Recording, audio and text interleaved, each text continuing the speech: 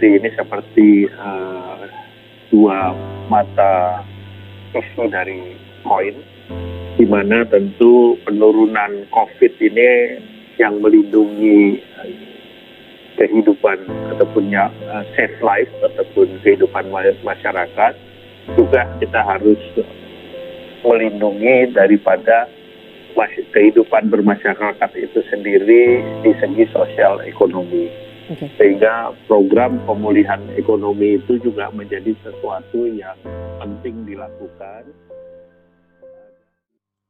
Assalamualaikum warahmatullahi wabarakatuh. Salam sejahtera untuk kita semua. Shalom, Om Swastiastu, Namo Buddhaya, salam kebajikan. Halo semuanya, perkenalkan nama saya Mutira Labibah Fatin. Dan saya Dia Priatini. Kami berdua merupakan mahasiswi Communication and Business Institute LSPR Jakarta, batch 23 jurusan Marketing Communication, yang sekarang ini berada pada penghujung semester 3.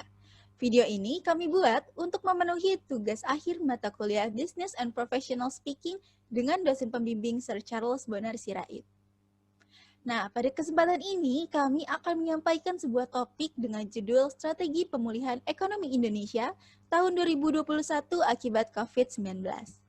Nah, Kak Diah, sebelumnya Kak Diah sempat nggak sih baca-baca tentang artikel ataupun berita tentang strategi kebijakan pemerintah pada saat ini? Ada sih Muti, hanya saja pada kesempatan bincang-bincang kita kali ini, Kak Dia ingin mengangkat pernyataan dari Menteri Koordinator Bidang Perekonomian, yaitu Bapak Airlangga Hartarto, melalui media kompas.com hari Rabu tanggal 5 Agustus tahun 2020, jam 16.42 waktu Indonesia bagian Barat, dan artikel ini ditulis oleh Bapak Inang Jalaluddin Syofihara dengan judul Menko Airlangga paparkan strategi kebijakan pemerintah dan pemulihan ekonomi nasional.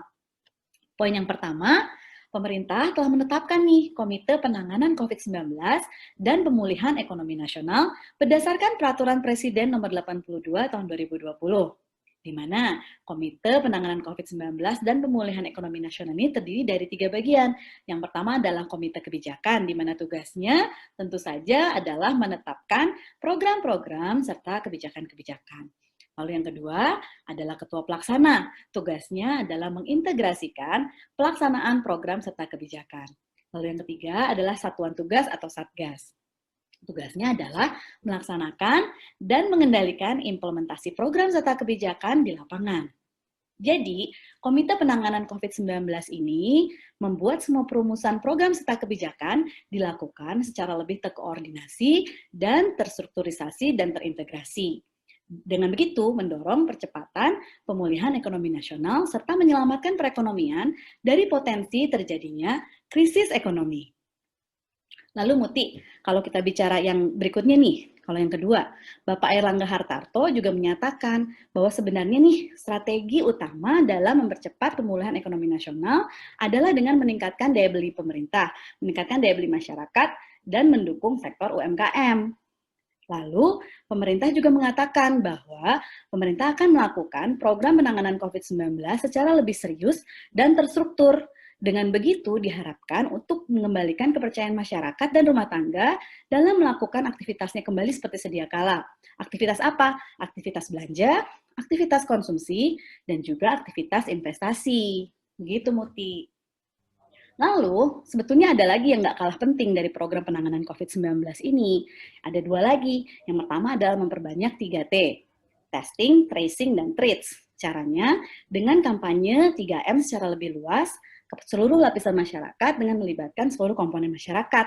Lalu yang kedua adalah pengadaan obat, di mana pemerintah kita telah menyiapkan produksi dan distribusi vaksin secara berkesinambungan sampai 1 tahun ke depan. Begitu Muti kira-kira dari yang Kak Dia baca. Nah, kalau Muti sendiri bagaimana? Muti bacanya seperti apa? Nah, pasti ada dong Kak yang aku baca. Nah, pada kesempatan ini aku juga akan membahas 2 poin dari kutipan yang telah aku baca dari berbagai sumber nih Kak. Nah, poin yang pertama yaitu penyelamatan dan penguatan ekonomi kerakyatan. Pada strategi kebijakan ini, pemerintah ini sangat mengupayakan pengembangan usaha mikro, kecil, dan menengah, atau biasa disebut dengan UMKM nih Kak. Nah, bicara soal UMKM, menurut website depgov.co.id yang berjudul Kemenkop UKM siapkan 5 langkah kebijakan atasi masalah UMKM di masa pandemi, tepatnya hari Jumat 19 Juni 2020 pukul 8.41 WIB yang disiarkan oleh Humas Kementerian Koperasi dan UKM, yaitu kebijakan dalam mendorong anggaran belanja pemerintah diprioritaskan bagi produk UMKM nih, Kak. Nah, terus menurut Menkop UKM yaitu Teten Masduki, Kemenkop UKM telah menjalin kerjasama dengan lembaga kebijakan pengadaan barang atau jasa pemerintah sekitar 735 triliun anggaran belanja pemerintah di tahun 2020 untuk para pelaku UMKM. Nah, Kak Diah, jika badan usaha milik negara dan pemerintah belanja dari UMKM, maka UMKM akan menggeliat bangkit.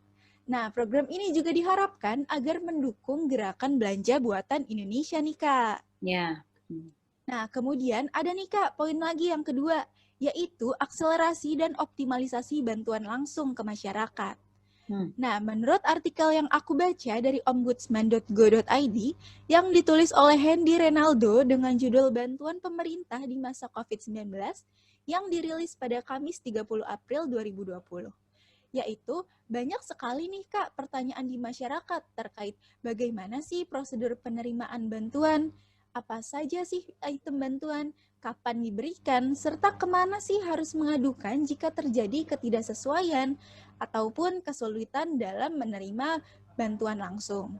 Nah, pertama nih, Kak, penerima bantuan harus mengetahui apakah dirinya termasuk dalam penerima program Keluarga Harapan ataupun tidak, karena jenis bantuan yang diberikan akan berbeda. Kedua, penerima bantuan harus memahami jenis bantuan pemerintah, karena pemerintah pusat maupun daerah memiliki program bantuan yang berbeda nih, Kak. Sehingga tidak diperkenankan untuk menerima keduanya. Jadi pilih salah satu ya, Kak. Nah, ketiga nih, penerima bantuan juga harus mengetahui isi bantuan yang akan diberikan, serta nomor kontak yang dapat dihubungi apabila bantuan yang diberikan tidak sesuai harapan. Nah, Kak Diah, sampai saat ini pun pemerintah pusat juga masih terus berupaya nih dalam menyalurkan bantuan kepada jutaan kepala keluarga yang terdampak pandemi ini.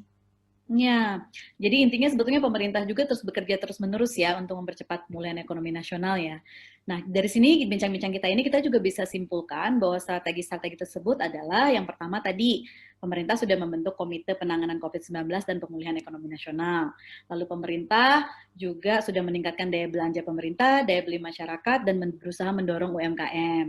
Lalu juga untuk memperbanyak 3T dan pengadaan obat ya Muti ya.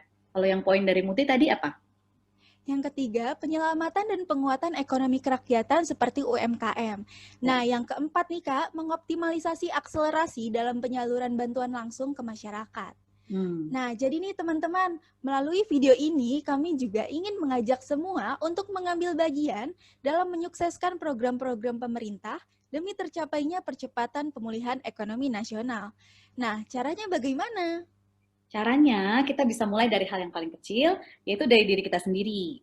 Salah satunya, kita masih harus tetap disiplin dalam melakukan protokol kesehatan, melakukan 3M. 3M apa, Muti? Memakai masker, mencuci tangan, dan menjaga jarak. Oke, lalu yang keduanya, kita harus siap-siap untuk mau divaksin. Sekian bincang-bincang kita kali ini. Salam sehat.